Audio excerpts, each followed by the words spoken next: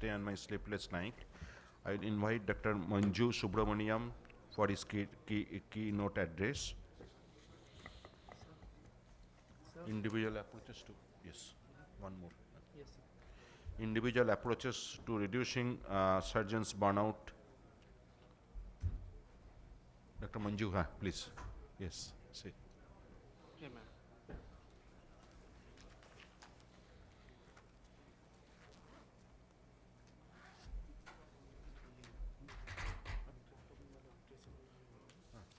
कोई भी बोलो, वो भी बोलो.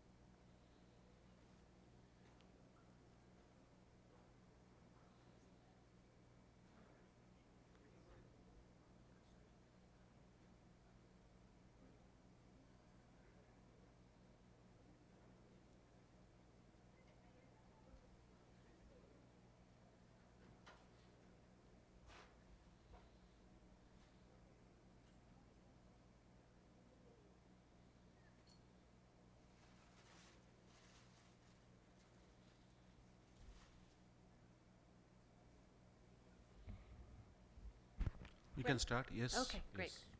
Thank you, everyone. It's an honor to be here. I was very flattered when Dr. Verma asked me to give this talk.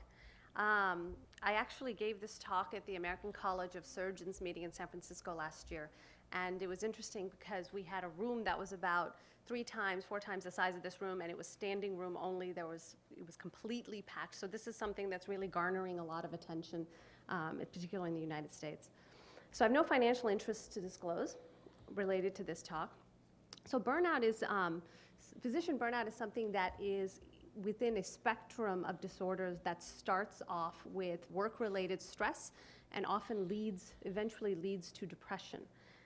It is, however, very, very important to understand that burnout and depression are two very distinctive disorders. And it's important to make sure that we differentiate the two related concepts, okay? So the definition of burnout is when someone experiences a triad of things. One is emotional exhaustion, depersonalization that leads to reduced empathy, and a reduced sense of self-efficacy, or so the feeling that you're not really accomplishing anything. So burnout in India is not well studied based on my research, but there was a study conducted by Pranav Modi and Amit Garpur in 2012 that looked at 7,200 physicians and found that about 45.8% of physicians in India showed at least one symptom of burnout. They also found that physicians in India tended to have a 10% increased level of burnout compared to the general population, and about 17% of them showed increased levels of dissatisfaction. So when we did, there's a lot of research that's been done on US physicians and surgeons, and when they studied the habits of US surgeons in a multivariate analysis looking at about 7,200 surgeons, they found that the factors related to lower risk of burnout included the male gender, surgeons who placed a greater emphasis on finding meaning in their work, those who focused on what is important in life and embraced a philosophy of work-life integration. Now, taking that a step further and looking at factors that were associated with a high quality of life, that included maintaining regular exercise, talking with family, significant others, and friends, and having a good support system, protecting time away from work, and having recreational hobbies and activities. So not only were those factors reduced with consistent with a lower rate of burnout, but it was also associated with a higher quality of life. So what interventions work? Well, the data is complex and the results are inconsistent and conflicting.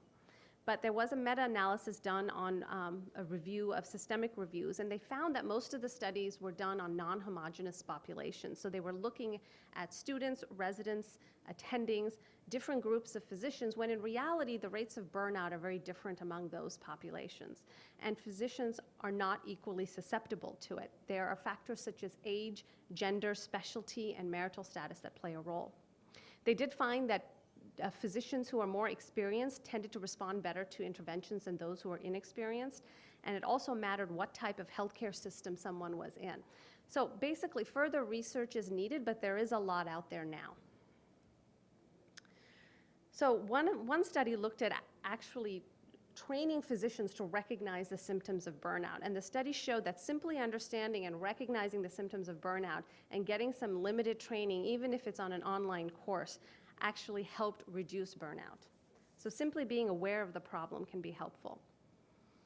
So Tate Shanafelt, who is a physician with the Mayo Clinic, who's done a lot of research on burnout, looked at the concept of finding meaning in work. And what he found was very interesting. Being passionate about work was associated with lower incidence of burnout, and that's pretty intuitive. I think most people can agree with that.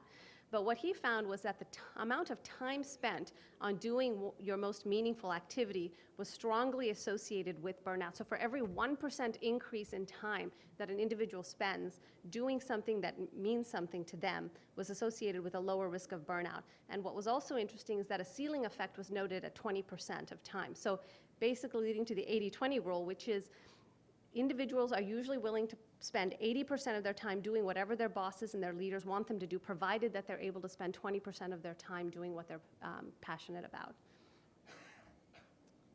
So there's also the concept of resilience. And resilience is the capacity for someone to recover quickly from difficult situations. So there are various types of practices that can be done to lead to greater resilience. Much of it is personality-based. Some people are just more resilient than others, but there are things you can do to help yourself. You know, leaving some time for self-reflection, for example, creating some time for yourself, self-compassion, taking it easy on yourself if you were to have a very bad complication in surgery, and then having a sense of spirituality, whether that comes in the form of religion, prayer, or meditation, or mindfulness, stress reduction. Interestingly enough, mindfulness-based stress reduction, which is a course that a lot of physicians are taking, is actually one intervention that's been shown to reduce burnout in controlled clinical trials. And then having some useful attitudes, such as being present, you know, giving patients and others your full attention and being in the moment, having a sense of acceptance and flexibility, having a sense of self-awareness and being open to self-growth, meaning being open to feedback from colleagues and from friends, is very important in terms of building resilience. So everyone talks about time, particularly surgeons, right? So we all say we don't have time for ourselves. We don't have time to put all these practices in place. Well, the perceived lack of time really does contribute to a sense of being overwhelmed for many people, and investing maybe in some time management strategies can also help to prioritize your work and restore that sense of control. So there is a book by Allison Rim called The Joy of Strategy, Business Plan for Life. And it's not a medical book in any way, it's a leadership book. And I didn't really love the book, but they did have some really interesting tools that you can try to look at time management strategies. But she had these matrices that she put together for setting goals, you know, and applying some degree of importance versus urgency, so that's a matrix that you can do for setting goals. And then there's another matrix that can look at the risk. It's called the risk-reward matrix, looking at something that's low risk or high risk versus being highly rewarding or low sense of reward. So if you merge those two, you can sort of help prioritize your projects and help with, you know, give you a sense of control over your time. So something, for example, And I just used examples of myself here, something that I consider to be high reward that takes little time for me to do. For example, seeing patients and operating, preparing a talk, exercising. That's something that I find to be highly rewarding, but doesn't take as much time. I enjoy cooking, so for me that's highly rewarding. It doesn't take me much time, so I do it. Something that I do not feel is rewarding and I feel like takes a lot of time includes doing clerical work or cleaning my house, so I put that on my not to-do list. And then something, for example, that is highly rewarding that takes up a lot of time is something you just have to evaluate the effort required. So, for example, taking a leadership course or writing a paper or writing a grant can take a lot of time, but if it's something you find highly rewarding, it might be something considered worth doing. So then there's the concept of self-care. And as I had alluded in my last slide, people who participate in self-care tend to have lower risks of burnout. And what does that look like? Well, that could mean maintaining regular exercise, including aerobic exercise and weight resistance training. And while that may seem intuitive, people who set aside time not only have lower risk of burnout, but they also have been known to have a higher quality of life. Physicians who saw their primary care physicians within the last year. These are people who care about their own health, so they make time to see a primary care physician. They tend to have a lower risk of burnout. Participating in self-care can help reduce stress. If you feel like you don't have enough time to participate in self-care, then maybe we all need to be thinking about how much we're working and if it's really worth sacrificing your own health to be and increasing your risk of burnout. So maybe we should all consider working a little bit less. And the other thing to think about is looking at what gives us joy. Really identifying what we enjoy can be really, really important to improving our quality of life and reducing the risk of burnout. As we become, busier and busier in our practices, we tend to give up the little things that really give us joy. So, for example, giving patients your full attention, can help bring back that joy at work, that if you have lost that joy of seeing patients. Building a community and gathering with colleagues, having that sense of a peer group at work can be very important. And then, what do you enjoy doing at home? For me, it's playing the piano, practicing, watching a movie with my kids, playing tennis, and then finding ways to reduce barriers. Ask yourself, am I working to the highest level of my training? And if you're doing things in your job that are not to the highest level of your training, then perhaps we should delegate those things. But in summary, there are lots of studies out there talking about burnout. They're numerous. Sometimes the results can be inconsistent and conflicting. There's not much longitudinal data on individual solutions, but there is a lot out there now. Things like finding meaning in work, building more resilience, maybe implementing some time management strategies, and participating in self-care and really identifying what you find to be joyful can be very helpful. Thank you. Excellent talk, Dr. Manju. Like a lot of take-homes from your slides, like you have to reduce the stress and lifestyle modification. All these things are very important. Yes, thank you. All right. Now I am coming to our IC instructional course on the longest day and my sleepless night. Basically, our vitreoretinal surgery is what we are doing regularly. It's not always predictable, and sometimes every day is not a rosy day. So, series of hiccups and obstacles may arise in a very apparently simple-looking case that may prolong the surgical time, and as well as it make the prognosis unpredictable. So, this is our IC. I will invite our course instructor, Dr. Jayanta Shekhar Guho, please come on this. Dr. Aniruddha Maiti. You can.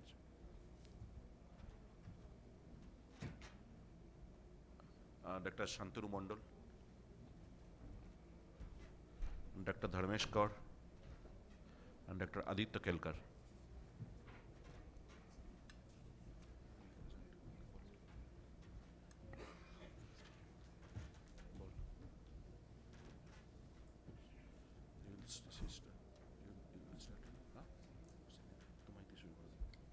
I am inviting Dr. Aniruddha Maiti to start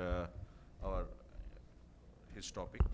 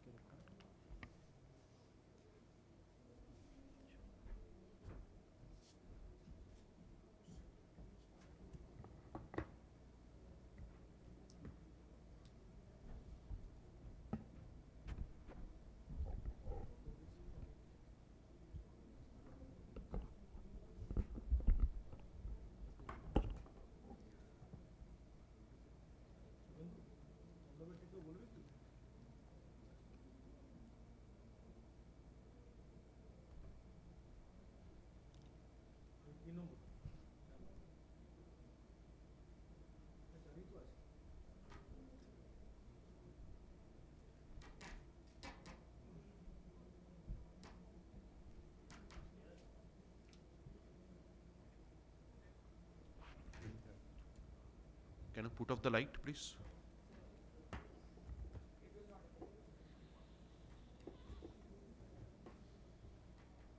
It's not coming.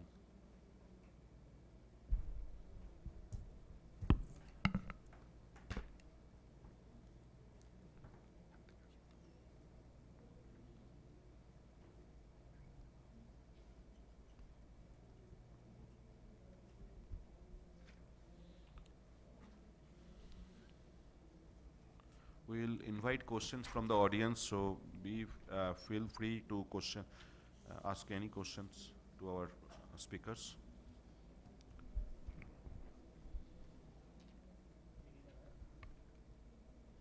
Thank you, Dr. Boral, for giving me this opportunity. Well, I will be showing few cases, very simple cases, which went wrong and led to a longest day in a ward.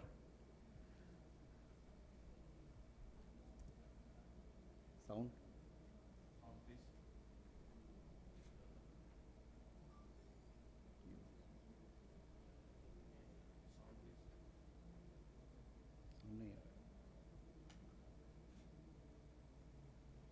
Lose connection.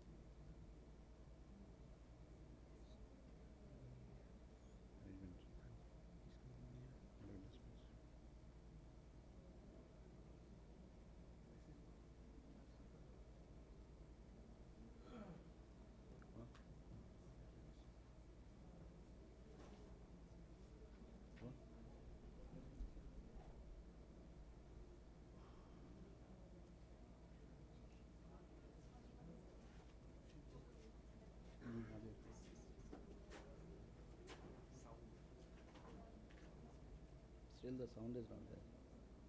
Sound nahi. No sound, please. Sound, please. Restart.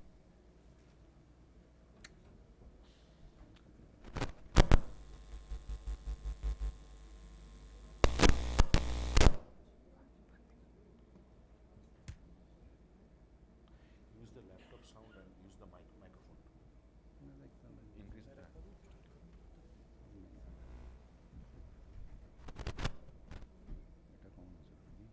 It's true.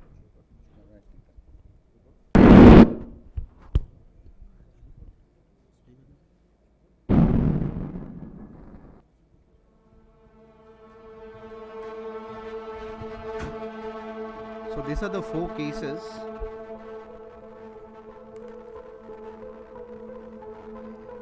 The first case, it's a case of a dropped IOL.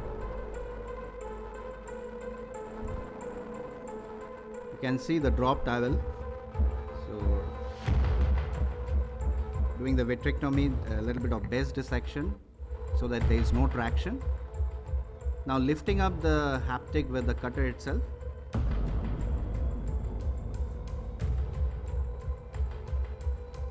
Now taking out the IOL in the anterior chamber, opening the wound, and now taking out the IOL from the wound. Till this phase everything was fine. Then something got stuck. Realized the haptic got stuck in the iris and the bleeding started. And the bleeding was profusely bleeding anteriorly and posteriorly, as you can see in the video. And the IOL is badly stuck to the iris.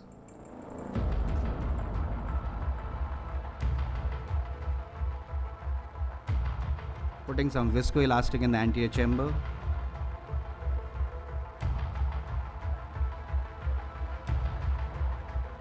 Clearing the anterior chamber with the visco, and then ultimately we got dislodged the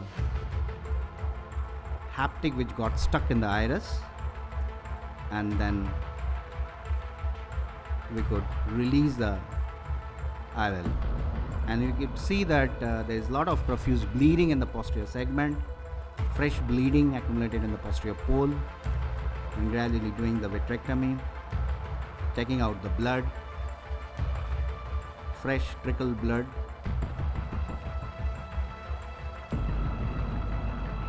and then putting the iris claw lens. Somehow managed the case which went wrong, and this is one of my longest day in retrieving and dropped IOL. The second case, this is a case of an comparatively old detachment. After doing the base dissection,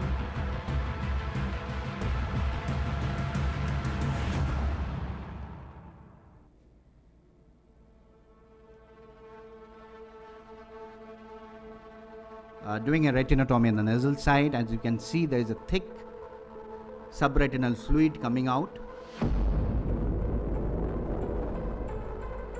and then something unusual happened. While draining all the quadrants in the retina, there was a split.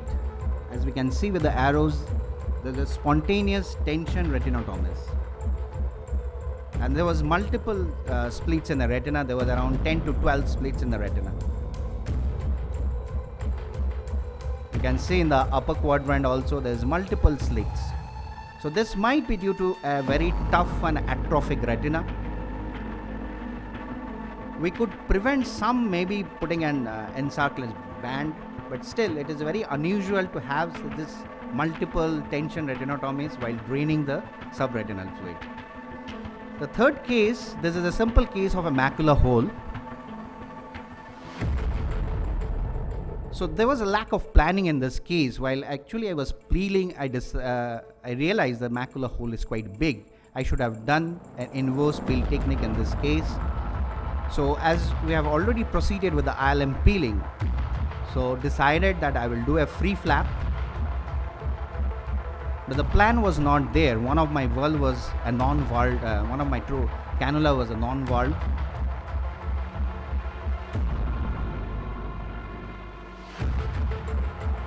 The flap was quite big, so I had to trim with the cutter.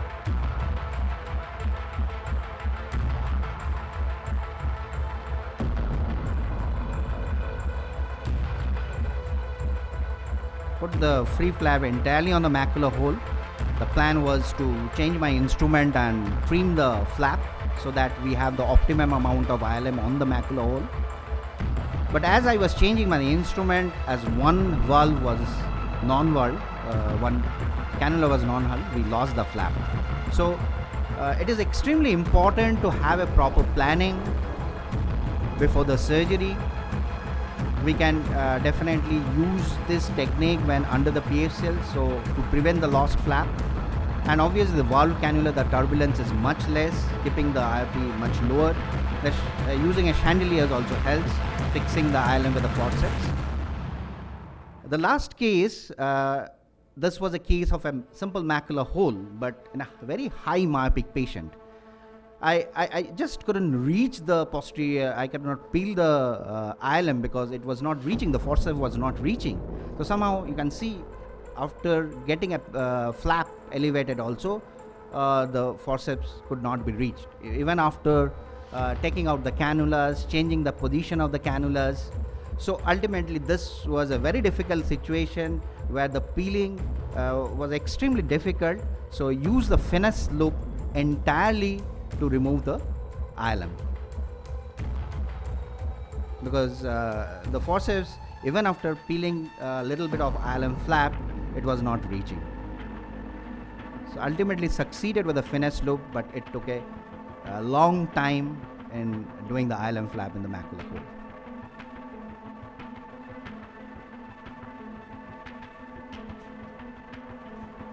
This is how we completed the ILM peeling.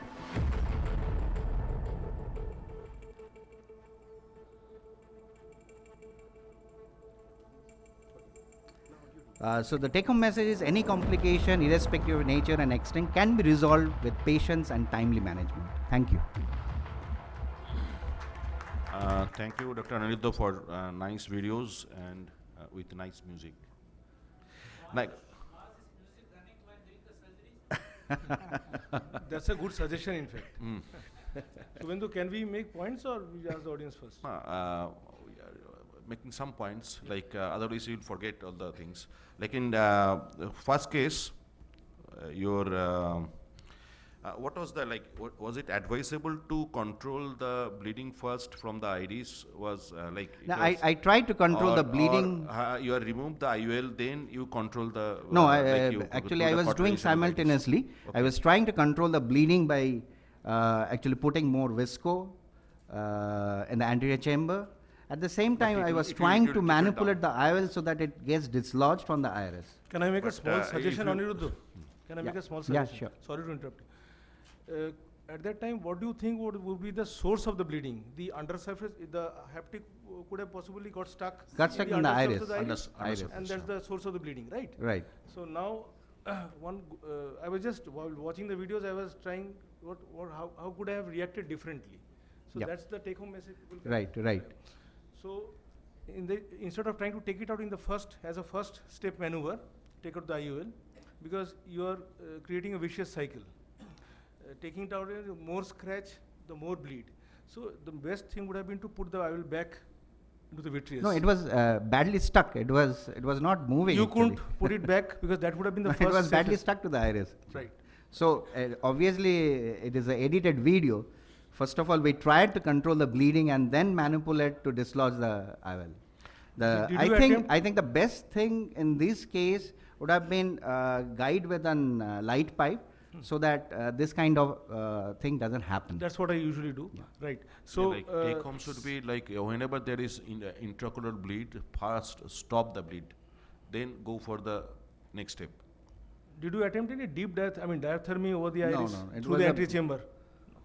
And in your second case, what was there was radial retinectomy, Right. multiple spontaneous. To radial be retinectomy. specific, it was tension retinotomies. Basically, there was residual traction was there, Yes. and maybe vitreous bisection was advisable, like it was. Vitreous bisection was Was done, already done. but in spite of that, it had a very Yes. bad. I think the retina was pretty atrophic. So in order The to shortening of settle retina. the retina, Yes, shortening of retina. there was a multiple split. If we would have planned with a buckle along with to put a belt buckle along with the vitrectomy, it might have prevented. I'm not sure. No, Aniruddha, since I've already seen this case before, Yeah. so I was going through my mind, I had a small hypothesis that there are micro breaks sometimes, and as you said, thinned out retina over long-standing PVR cases, especially in the mid-periphery. And as you rightly said, because of the air pressure, then they open up and these converted into retinotomies, tension retinotomies. And regarding your third case, what was your preferred technique of doing the inverted flap? Like, is it bimanually or is it under No, like I PFCL don't do or using the valve canal? bimanually. What I do is I do a multiple layered flap, and I don't actually tuck in the ILM in the macular hole also.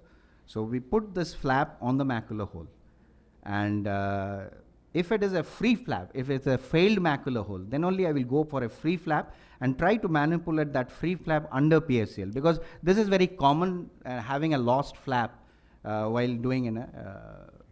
So free flap should be always to be done under PFCL. Yeah. And preferably use valve cannula while doing the inverted flap surgery. Yeah, less turbulence will be there. So we'll go for your Dr. Shantanu Mondal's presentation. Thank you, Dr. You need, Boral, you need for giving me sound. the opportunity. It's working. Hello.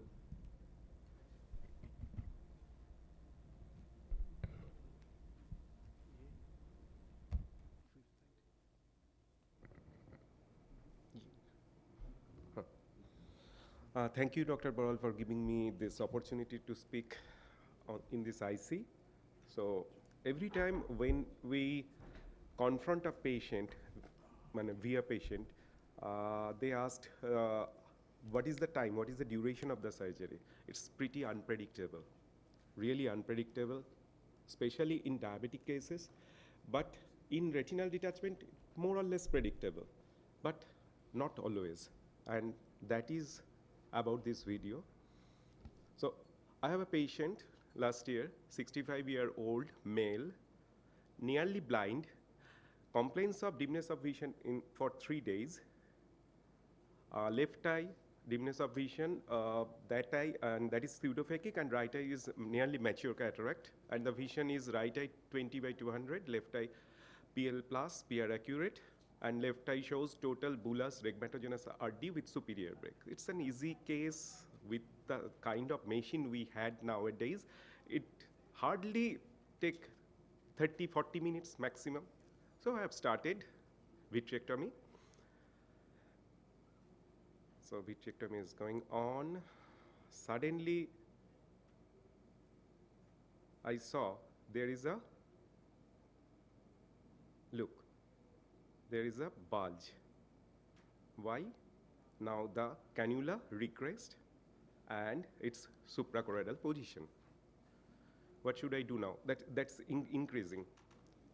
That's increasing. See, I remove the infusion from that port, and again the glow came back.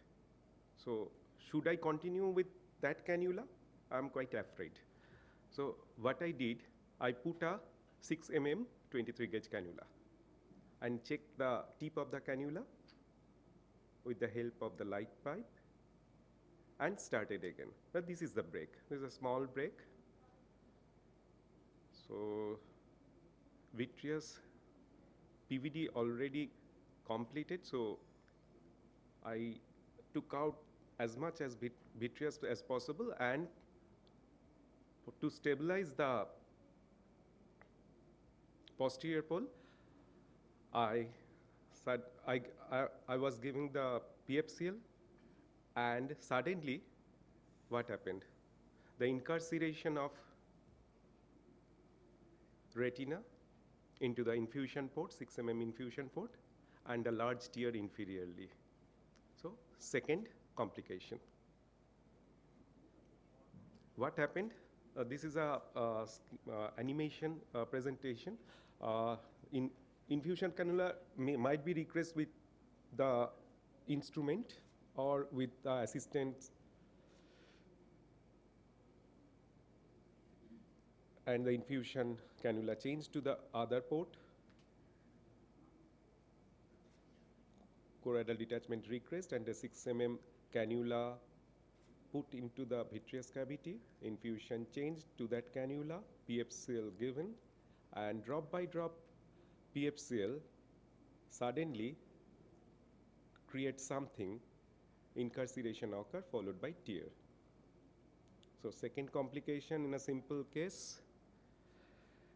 So this is the tag inside the cannula, cauterize the bleeders along the edge, and oh my God, what are those things? It's like a meteor shower, a black hole engulfing the meteor shower. So third complication, I have never seen this. I'm slowly removing the vitreous now, putting the suction. Slowly removing the vitreous, and as slow as possible. Base excision done. I am now prepared for the fourth complication. I don't know what is going to happen in this case. A simple retinal detachment, rhegmatogenous retinal detachment. Fluid air exchange done. Followed by 360-degree barrage laser.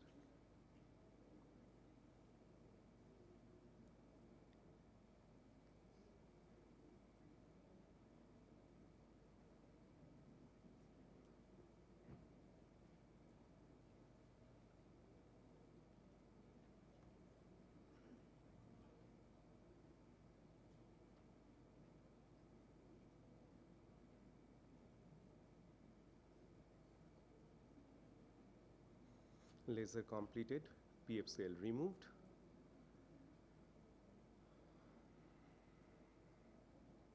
Silicone oil was injected. And this is the 4 weeks post-op, 20/60 vision. But it gave me some sleepless night. Thank you. Excellent. So all is well that ends well. Forget about the in-between things. Shantanu, what But was the you have to reason face for the showers, things. meteor showers? Think that when the Incarcerated retina occur tags. inside that, then there is cutting of retinal fragments, and that Inside the trocar? inside the trocar, and that will come out after that. I've never seen this. Thank The you. whole retina was not inside the gone into the infusion canula in a single go. It got part by part, and it again came back to the vitreous cavity part by part.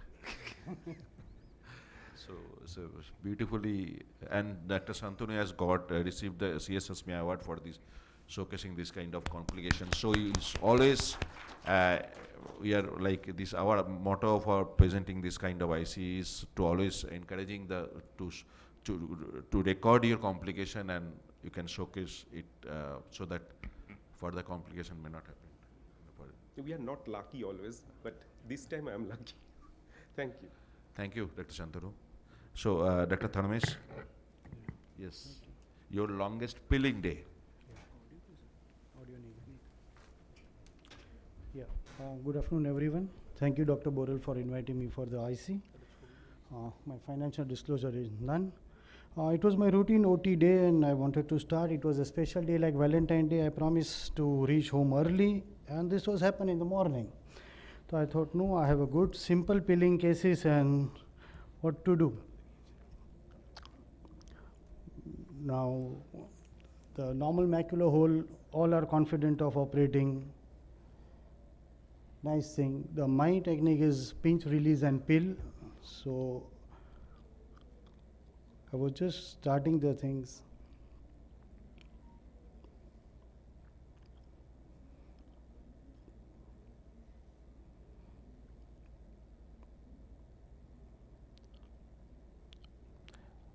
I able to lift the flap, but I tear it off, some hemorrhage, and I thought it's not a good day. I'm not getting the flap edge.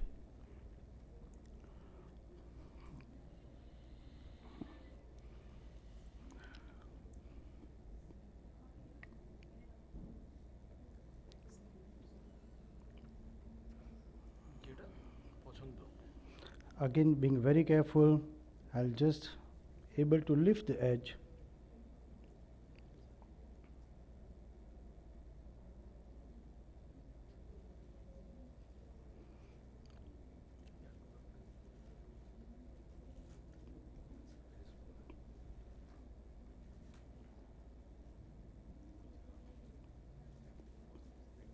सही सही.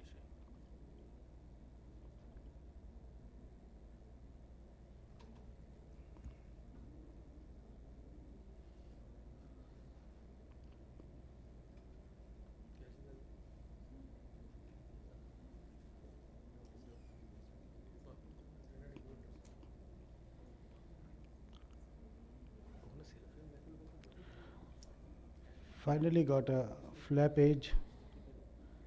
Looking very simple macular hole, not able to get it. Again lifted a flap, trying to move it around like a normal macular hole surgery. It's a difficult day. Again it was just couldn't able to finish. But slowly, the way we want, I able to make it, and did a good peeling and able to finish the surgery nicely. Now the case went well, and this was the second case.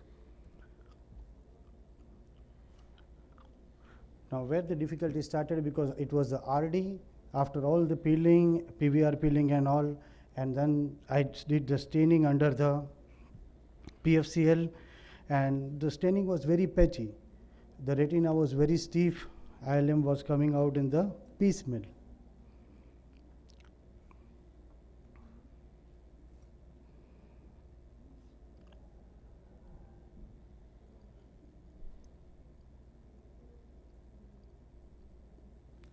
Ramesh, is it the first surgery of the patient? This is the second one. Second one. The It's first one was, re-surgery. No, this RD. was Is it a re-surgery primary or the surgery or you're doing re-surgery? no, this is the first surgery. First time. First time, yeah.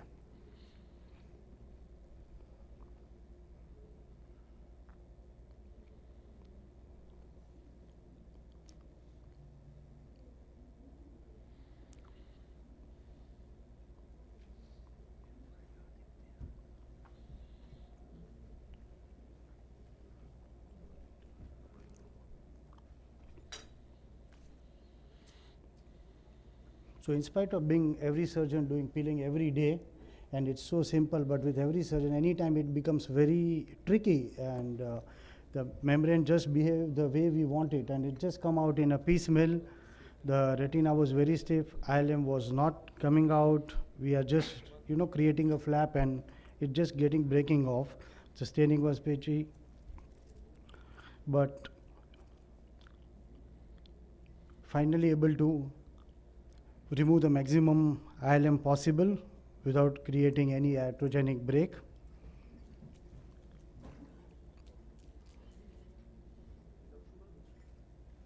And surgery went off well.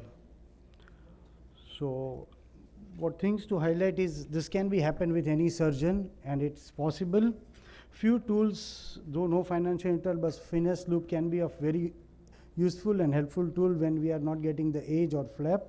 This will create, and even it just roll down the flap. So even we have the shark skin ILM forceps. It's not available in India, but I've used it. It's good for pinching and just lifting of the margins. Take home message: in case of the difficult peeling or restaining, many times improve the visualization. So if we feel that it's not stained properly or that it's patchy, we restain it, or we restain under the PFCL. It works very well. Triamcinolone assisted vitrectomy help to identify and separate posterior hyaloid in many myopic cases. Thank you very much. Thank you, Dr. Dharmesh, for showcasing your two longest day in peeling aspect. Like in your first case, was there any difficulty in focusing the ILM, or is there No, like it was getting it the was edge, taking- usually getting the edge, and the way we lift and peel it off. We always feel as simple, but we are not able to get the edge. As soon as the membrane was breaking down, it was just, coming in a piecemeal. was it a reused ILM forceps or? No, the ILM forceps was new, even the lens was new. Okay. And in your second case, there was a lot of ERM. Yeah. Lot of ERM. And Yeah, we try to stain first with triamcinolone, we did PVR, we removed the ERM, then we restain again the ILM under the PFCL. This was after the second staining. So I have you edited used the ILM ILM powder. forceps in your second case, or to peel the No, ERM, there's a or- max grip. Max For grip. PVR, yeah. For the PVR peeling, I use max grip. But For- there was for- a well stained margin of the ERM was visible, so that you can Yeah. use the ILM forceps to catch the, The margin grape of the yes. ERM margin, yeah. That's a good point, yeah. Sure, yeah. Thank you. Thank you, Dr. Sure. Dharmesh. So I am inviting Dr. Jayant Shekhar Goh to showcasing his detachment with PVR, the logistics, and so that you can avoid the Thank you, unnecessary Subhendu. undue times. Thank you, Subhendu. Thanks for this opportunity. The theme of this instruction course, as you would have found out by now, is that showcasing our pitfalls. One of the videos has the pitfalls, but I was also interested to showcase how to have a long day purposely, intentionally, and how to have a peaceful sleep at night, not a sleepless night. So there will be a mixture of cases which I have prepared. So, and all deal with RD with extreme PVR cases. The longest day could be due to unforeseen complication arising out of the surgery, as you would have seen in the presentation so far, or longest day also could be, the length of the surgery could be that we have to go the extra mile to ensure the ultimate success so that we have a peaceful sleep. Now, I am trying to also give a message in a paradigm shift that has happened in my surgeries in extreme PVR. It is frequently advantageous to use bimanual surgical techniques, as these membranes may be tightly adherent to the underlying tissue, especially when the retina is thin and atrophic. So combination of cutter and spatula, cutter and forceps, two forceps, 2 diamond dusted membrane scrapers can be used, and all of these have to be used instinctively. There is no routine. So whatever comes and what you are comfortable with and what you think should be used at that particular step in the surgery should be used. And at every step, using perfluorocarbon to provide counter traction and exposing new areas of traction. Because I feel extensive retinectomy, because there is a propensity and there is a probability of people going in for retinotomy and retinectomy at a very early stage in the surgeries, which I feel would be ultimately detrimental to long-term results of the patient. So you have to hang on till the last before you attempt a retinectomy. Because retinectomy exposes large areas of RP and there is evidence of high reproliferation rates following this maneuver. In fact, there is a chain of thought that once you expose a huge bare area of RP, like in trauma cases, you do a chorioretinectomy to prevent later on PVR. So that school of thought is gradually emerging. Anyway, that's a different school of thought. By using these methods, by peeling methods, which I'll showcase, we have found the rate of retinotomies and retinectomies getting reduced. So at the end of the days get longer, but the nights are more peaceful. And as I said, retinotomy and retinectomy should be the last resort. But at the same time, in one situation, it is of great value, as I will show you in the last part of the video, when subretinal membranes are present, because they enable direct access to this membrane. Here also, there has been a paradigm shift. Earlier, I used to do a retinotomy, posterior retinotomy to catch the membranes. But now, I prefer a thorough retinotomy, peripheral retinotomy, sometimes often 360 degrees, to catch these membranes and peel them off. We go to the video straight away.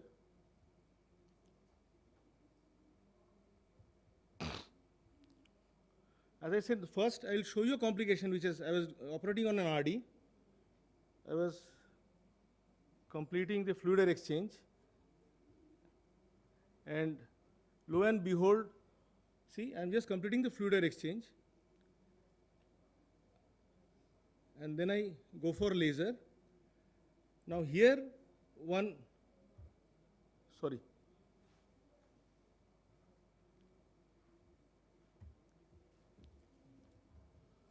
Back to the video slide. Video slide last. Video slide is last. Sorry for the goof up. This one, Last. ये उसमें लाओ, play में लाओ. हाँ बस ठीक. Pause करना तो इसी में ही दबाना है ना.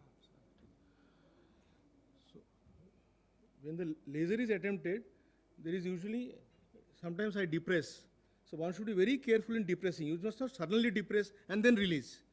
This would happen because of sudden hypotonies. There is a large submacular hemorrhage. So I was lucky to get away.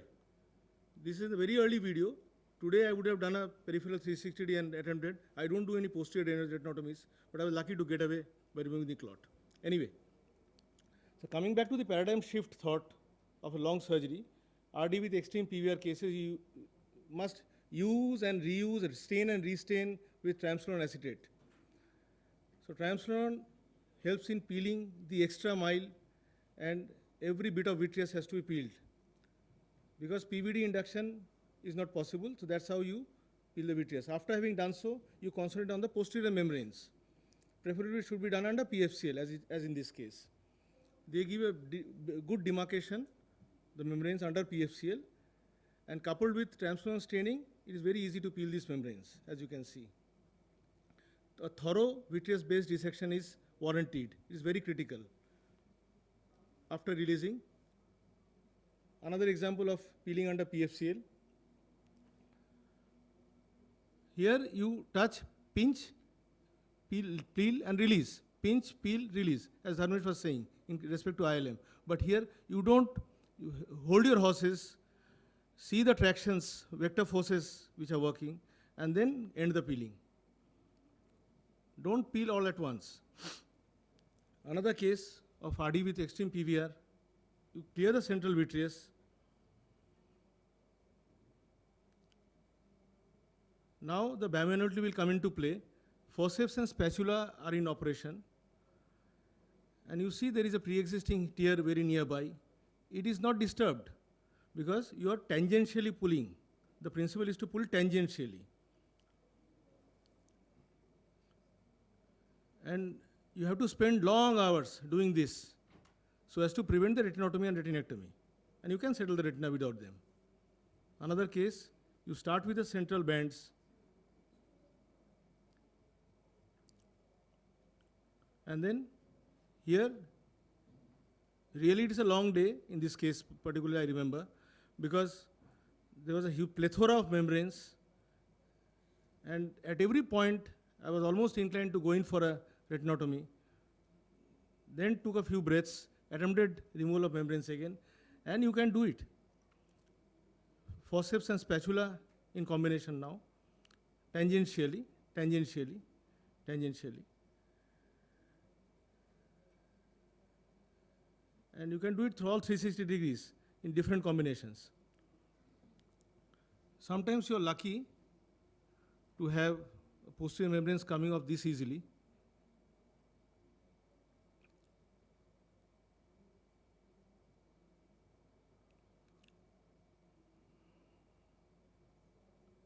Once you lose the disinsertion of the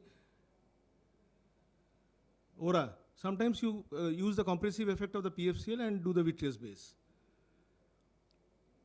Again, 2 forceps. Here also it was a very long case. Spent maybe an hour peeling in the periphery.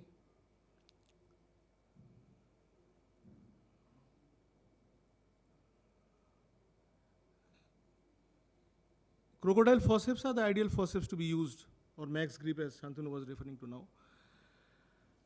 But maybe I didn't have access to, I just used the end gripping forceps. But crocodiles are the best options in these situations. You hold a tissue and then with the other forceps, tangentially, the adjacent tissue, you just pull so as to release the epithelial membranes. Sometimes it becomes messy. You can go with the cutter, remove the membranes, and then resume the peeling process again. See, the retina is gradually and gradually becoming very mobile. Now, this is the occasion when you have to do a retinotomy. This was a case of a retina transplant for a very huge macular hole with PVR with RD. So I'm just showing the subretinal membrane bimanual removal techniques. And that's the last part of the video. So retinectomy has a role, but it should be the last resort. Thank you so much. Very nice videos and very nice talk, and a few complicated cases, it is really the longest day. These are the cases. So, any questions from the audience? So now we can move on to our next topic. Next speaker, Dr. Aditya Kelkar. So, in my childhood days, I was a fan of Superman. So used to put on an underwear over the pants and try to dive on a place where one normally would get hurt, and that's what used to happen to me, and I used to break my arm. Same thing happens in my adulthood also. I see videos from experts like him, and I think next day when I'm in the OR that I am Dr. Subhendu Mandal or maybe Subhendu and see what happens. This is a video where I thought I am Dr. Shin Yamane. So I am doing the bimanual removal of the haptics, simultaneous bimanual removal of the haptics.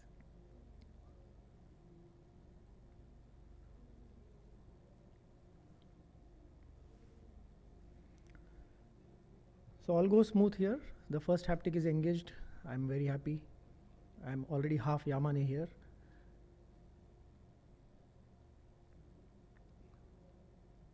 And then the second haptic also goes quite smooth, and the only thing left now is to just get them out.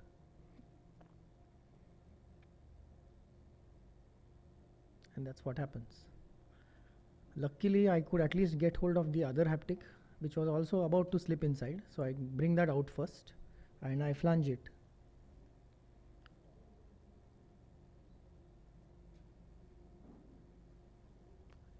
I could have gone back with the needle, so instead of going back in the needle because it's already a chemosed conjunctiva, I thought I should go back with a trocar and a cannula and use a forceps. And I grasp the haptics there and bring the cannula out.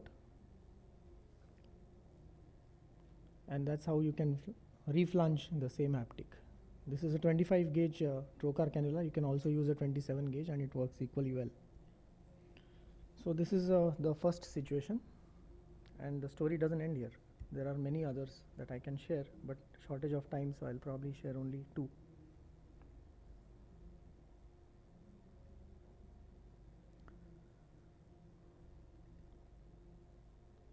This is also another common scenario. Thankfully not so common nowadays with me. This is a patient of an optic nerve pit with maculopathy, and I was again dreaming to showcase this video in one of the conferences. Everything went smooth. PVD induction went well. And I already had injected tricort, so the staining was perfect. As I started doing the peripheral vitrectomy, something unusual thing came up in my field of view under the air bubble, which was green in color. So I realized that it was probably the dislodged soft tip. When I injected the tricort, probably the soft tip entered the vitreous cavity. And now it was in the peripheral area. This patient was phakic. I had to bring it to the posterior pole first. I thought I can easily take it out with the cutter. Obviously it wasn't a good idea. So I then dropped it on the posterior pole. I thought maybe I should try again with the cutter, but then gave up. I enlarged the sclerotomy because I realized that if I have to bring this soft tip out, this may get engaged again in the trocar. Now lifting it off from the retina itself was a challenge, because now I was fearful that I might induce a break on the posterior pole.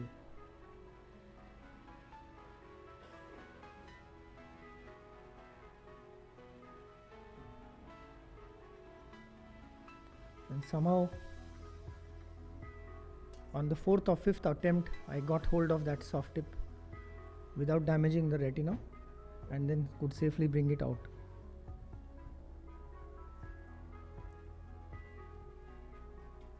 So this was a story of 2, I would say, long days shown in a short video. This is a patient who had a subretinal silicone oil migration. It's a case of re-RD, so I am putting a buccal, insert clutch, then remove the oil, and I realized that there's a lot of PVR, so I stain the membranes with reti blue dye.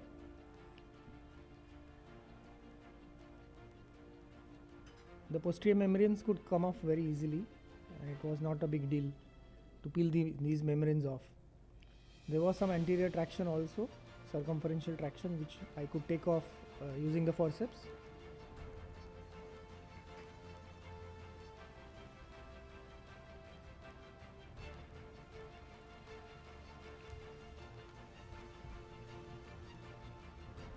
And in spite of the buccal, I realized that I still have to do a retinectomy. So inferiorly, I did a retinectomy.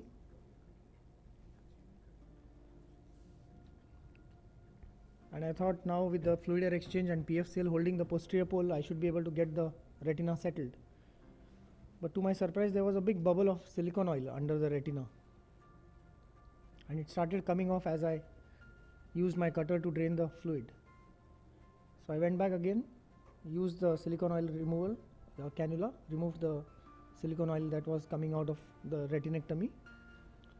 I put back some more PFCL and I see another bubble of silicone oil coming off from the same area. So I removed that once more, and I see that there is a subretinal band which is cutting across the superior arcade, so I had to get rid of it. And I thought that may be the reason why the retina is not settling in the upper part. So I reduce the volume of the PFCL. I create a small retinotomy there to remove the subretinal bands.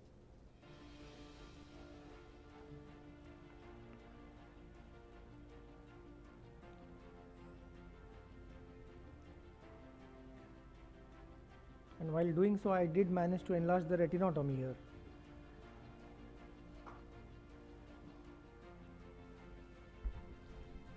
But there was no way out. I had to take this subretinal band out. And you can see another bubble of silicone oil there, and that may have been one of the reasons why the retinectomy got extended.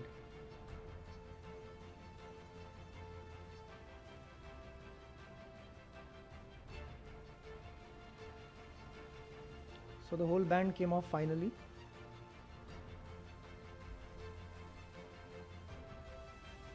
But there was some more silicone oil under the retina there on the temporal side, which I drained using the cutter slowly, patiently, because there was no way to reach this area with a long silicone oil extrusion cannula.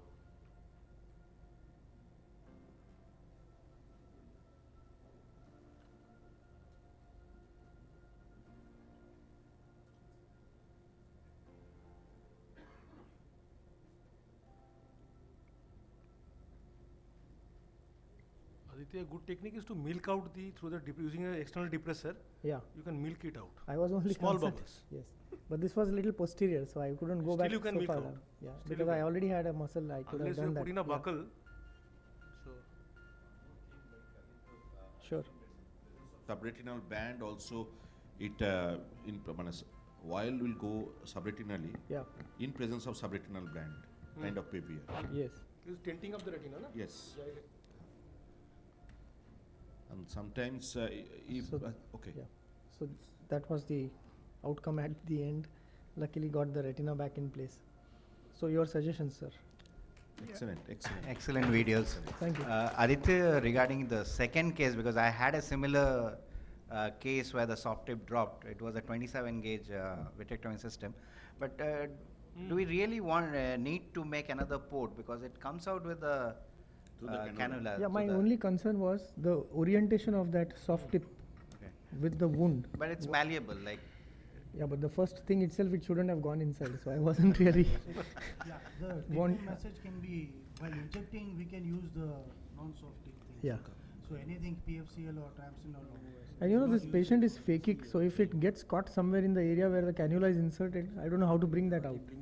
So I thought maybe it's good to just enlarge it a little bit, have a suture at the end. It doesn't matter much. You can use another bimanual if you have the chandelier, then Yeah, soft tip with that extrusion, one can do lifting that. and then catching with the force. Correct. Thank you. And one more thing, like what you could Yes. have done. sure, you in can put present- questions. Please, please, Yeah, please, please. please. Yep. Please give me the mic, please. Use a microphone. So for the Yamani technique, when one of the haptic was lost and you used trocar to do that, so we didn't, usually in Yamani technique we use two perpendicular tracts. So that is lost actually. So did you try, should we tuck there in that case, in the sclera? Because now there is only one tract. Yeah, I agree. But this was not exactly a transconjunctival technique now. I had opened the peritomy was there. Okay. So I could see how much flanging one can do. I did a little bigger flange, but the haptic could be engaged there. So but then it was only one tract. You didn't Yes. do a perpendicular. It was slightly oblique. It wasn't exactly the two-way Okay, two-step track as such, but it was slightly oblique when I introduced the 25 gauge trocar. So that it can be in place in future. Yes. Thank you. Thanks. What else you could have done, like in presence of subretinal 5000 centistore silicone oil or heavy silicone oil? I don't know. Never had a situation like that, but must have been a very difficult story to bring that out. Maybe a trocar like, I mean the IV infusion cannula Yes. can be introduced there. Active suction, you should. Yeah, attached to Active the active suction. suction. Very extensive And retinotomy. active Yeah. suction, extensive retinotomy, and you can use the PFCL also to bring it into the vitreous cavity. Yes, like Otherwise- Dr. Sangeet Mittal uses that That vein flow. external- Exactly, yeah, for draining the choroidals, suprachoroidal hemorrhage. The same one can be used to probably remove the silicone oil. Yeah. Usually the bore line inside the retina, Okay. and because the oil is lighter and make the your retinotomy is the uppermost part, and the oil will come by itself. Correct. That's what I did in the inferior half. but also the superior area, it had to be in that plane because the subretinal band was there. Just So cut instead the, yeah. in that case, just cut the subretinal band. So No need to inject the PFCL correct. to displace the oil. Just inject the saline But inside that the retina. retinotomy had become already bigger, so I didn't want to make another opening in the periphery. So I thought of No, draining it From the same that area. opening only, just Inject saline. inject Yeah. the saline and make the eye in that side. The retinotomy should be in the superiormost part. Yeah. The oil will come by itself. It doesn't require any PFCL. And to remove that silicon tip cannula, I think you have used the ERM forceps, that serrated one. Hmm. The better one is the ILM forceps because it will hold like this. This The silicon tip. soft tip. So it's better to use that ILM forceps in that type of Yeah, case. yeah, that's a good idea. Only thing is when such a situation happens, you don't know whatever comes in your hand, you put it inside. Thank you.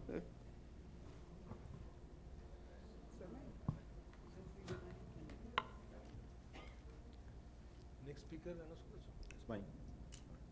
an announcement. No, it gives us great pleasure in inviting Dr. Subhendu Boral to speak. No, it's coming. It's coming.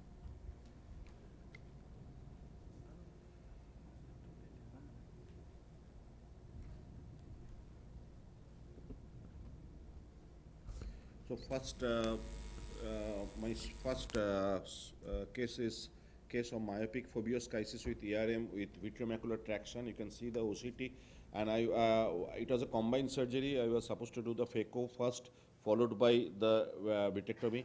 But while I finished the phaco, it was under the red glow at the end of surgery. And while gone inside, I went inside. There is a lot of vitreous hemorrhage and kind of subarachnoid hemorrhage, whatever I felt like.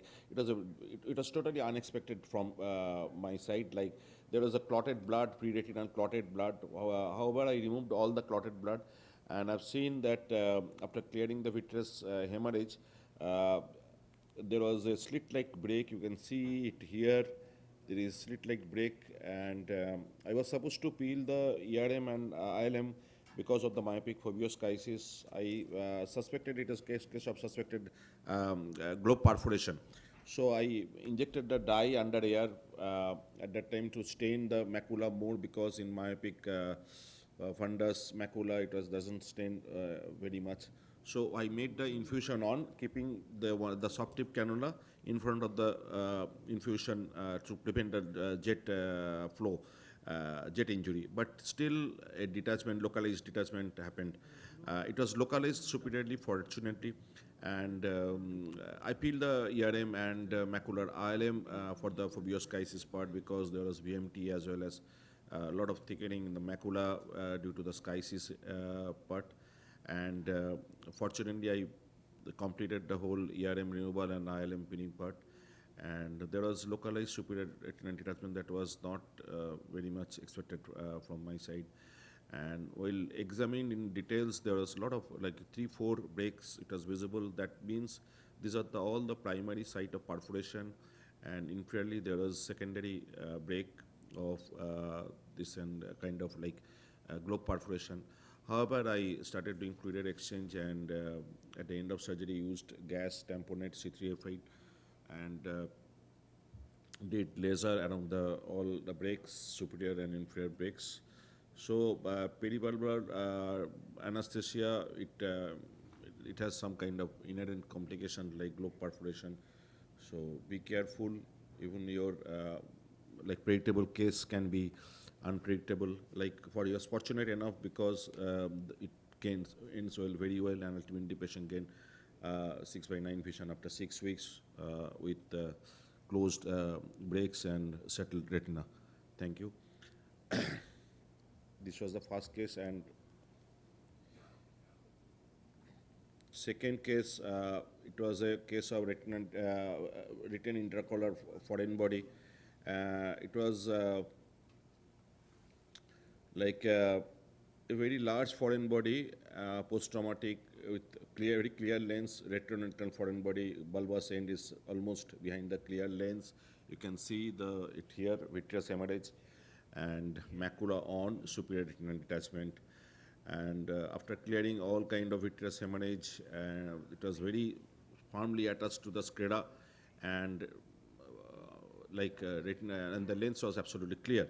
The end was bulbous. It was superiorly. So I used the Sandler's light and used the bimanual technique to just to bring it out of the sclera. It was snugly fitted in the sclera. So what next should we do? Because it was not coming out, bulbous end was not coming out to the. So I remembered John Wayne's famous film Hatari and its lasso technique. So I used some kind of lasso technique in this. I made a noose with a 6 vehicle suture and percolated and insulated through the bulbous end, and bring it back to the with the right hand, and holding it with the left hand intravitreally, and fortunately it came out. It was almost 21 millimeter in length, bulbous end. I was fortunate enough that the macula lens was absolutely clear. It didn't hit the lens, and I made all kind of dissection to make the retina free from the incarcerated part through the choroid to the choroid, and retina was on. And after silicon removal, patient gained 6/9 vision after phacoemulsification with silicon removal. So this was the RIB kind of situation. This was the longest day, and the only thing is you have to make a good patience. This is my third case. Was a very tricky situation. Like, it was apparently looking a chronic retinal detachment, simple detachment, a lot of multiple HST, PVR changes. But PVR changes, multiple fixed fold was not there. I stained the membrane with the trypan blue dye and tried to peel all the kind of macular ERM pucker component, but it was absolutely fine. It went very well. Injected PFCL to settle the posterior pole and to go for the peripheral vitreous membrane removal from the periphery. It was creating the break. The membrane was very much snugly fitted to the peripheral retina. It was a lot of kind of like, it was not the kind of like an anterior PVR. I started doing vitreous base excision. It went well. Then I felt that might be retina will settle, but it was not. Then I did vitreous base excision followed by fluid exchange. And while doing the fluid exchange, just see what will happen. The air has gone into the subretinal space. So that means a lot of peripheral traction is still there. So I decided to to make retinectomy here, doing the cautery, and it should be done, retinectomy in this kind of situation, it should be done in a more liberal fashion. So I removed all kind of peripheral traction. So retina was almost like inferior retina was almost free from traction. Still there was traction in the superior part. So I removed my retinectomy area, but ultimately this kind of situation happened, and retina becomes bullous, and PFCL. Still I made all temporal part of retinectomy and injected PFCL again. And while starting doing the temporal area removal of all retina residual traction, the PFCL gone subretinal space. So it was like a very irritating kind of situation for me. It was not settling. Now I removed the PFCL. Only thing you have to keep your patients, like again you have to do the superior temporal retinectomy and do fluid exchange, but still even in this situation also there was folding of retina. I thought there must be some kind of residual ERM left over the macula. So I tried to remove all the membranes, but it was not. So I removed the PFCL again. I thought maybe some kind of a subretinal part of band is there, or kind of membrane is there. It was not there. So I again injected PFCL and realized that my superior retina is the culprit.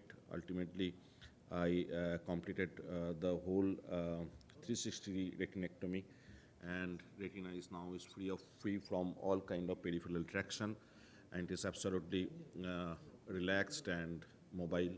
So start doing fluid exchange followed by laser all around.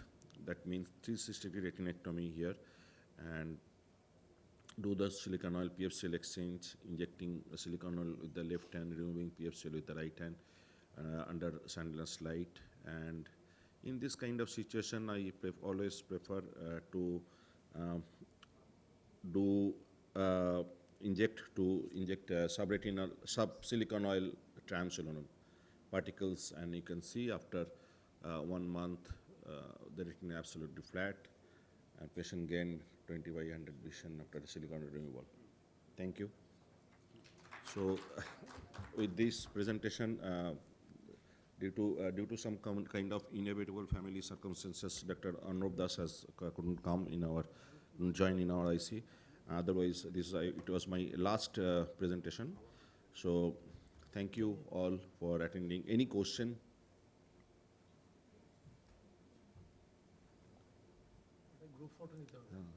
Any question? Okay. Group photo will take.